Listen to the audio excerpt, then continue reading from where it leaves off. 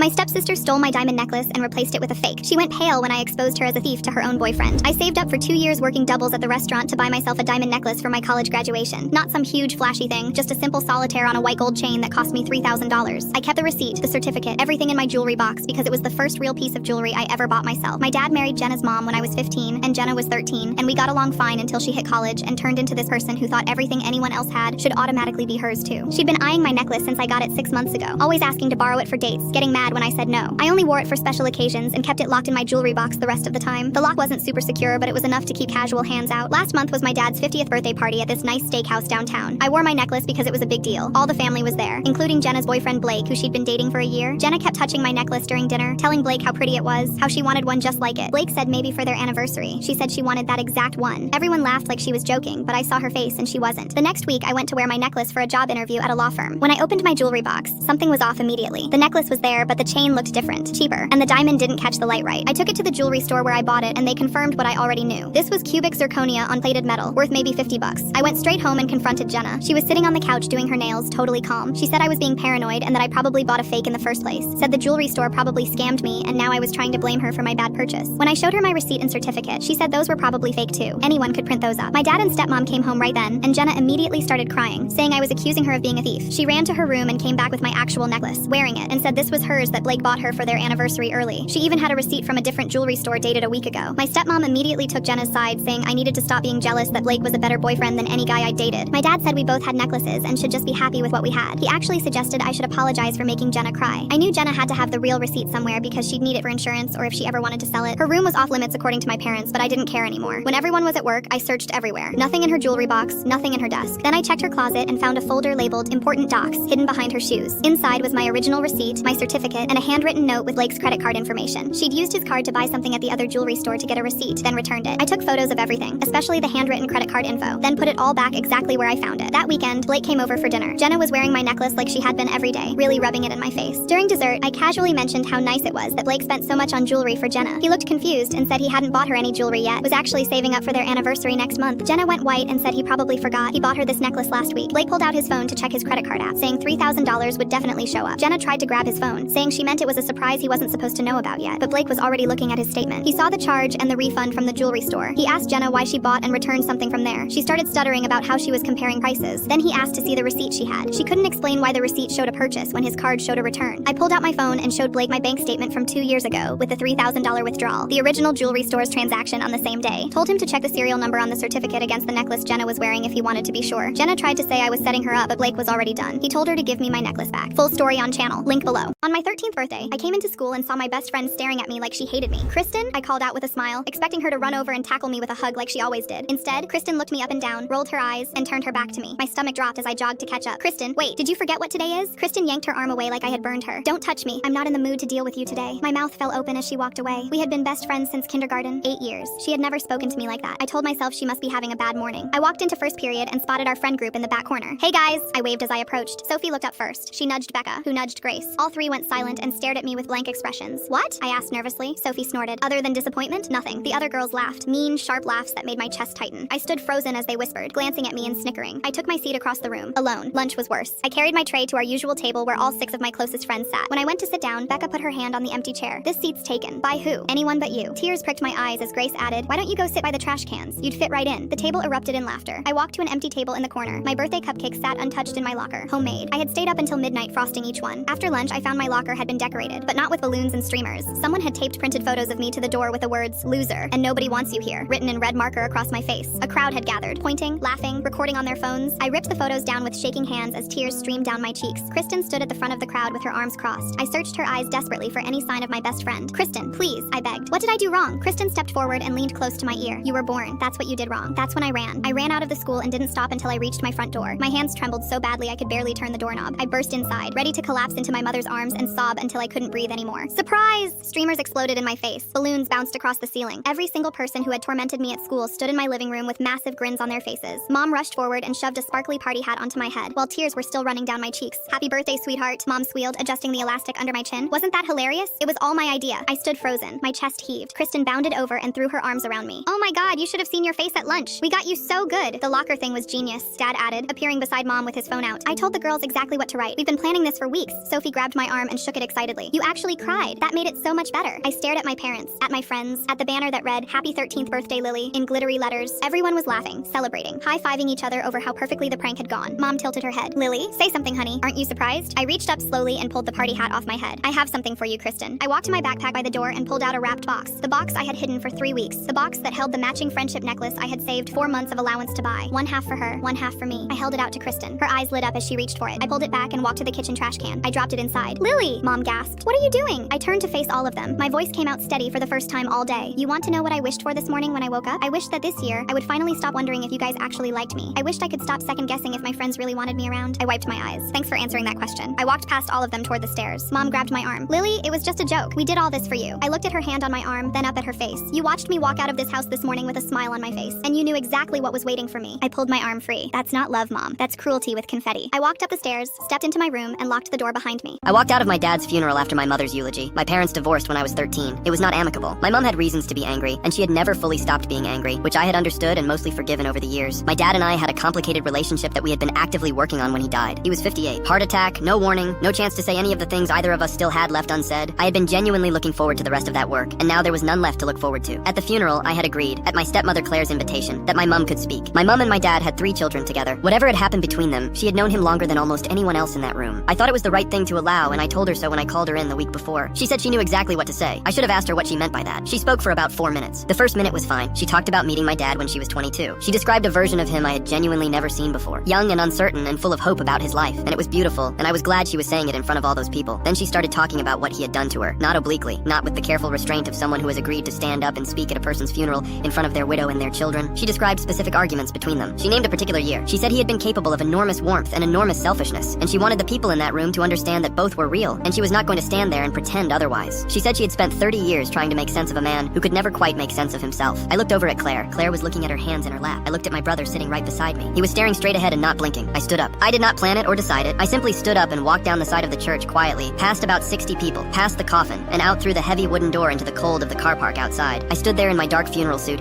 and I could hear my mom's voice faintly through the stone walls, still going, still speaking. My brother came out about 3 minutes later. He did not say anything at first. He just stood next to me, and we both looked out at the car park in silence. Eventually, he said, "Did she finish?" I said I did not know. He said, "Okay." We went back inside for the rest of the service. My mom was sitting in a pew with her face arranged into something I could not quite read. Claire got through the remainder of the service with her back very straight and her jaw set, and she shook every single hand at the end, with a grace that I will honestly remember for the rest of my life. I spoke to my mom privately the following week. I told her she had used my father's funeral to say things she had needed to say for 30 years, and I needed her to understand what that had cost everyone who had been in that room. She said she had only been honest. I told her there were rooms for honesty, and a funeral was not one of them. She said she was not sorry. I told her I knew that, and it was the part I was going to have to sit with on my own. I have not included her in any family events since that day. She knows why. My brother feels exactly the same way. We have not had to discuss it formally because we do not need to. Claire sent me a text 2 weeks after the funeral. It just said, "Thank you for what you did that day." I did not quite know what to write back, so I called her instead, and we talked for about an hour. She was better than she had any real right to be. I still miss my dad. I was not finished with him. Subscribe for more stories.